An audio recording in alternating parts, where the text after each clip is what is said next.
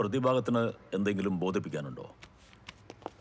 My Lord, എൻ്റെ കക്ഷി മനുവിന് കഴിഞ്ഞ ദിവസങ്ങളിൽ ദേഹാസ്വസ്ഥ അനുഭവപ്പെട്ടിരുന്നു. ബെയിലിൻ്റെ ആപ്ലിക്കേഷനും ജില്ലാ ആശുപത്രിയിലെ മെഡിക്കൽ ഓഫീസർ റിപ്പോർട്ടും സബ്മിറ്റ് ചെയ്യുന്നു.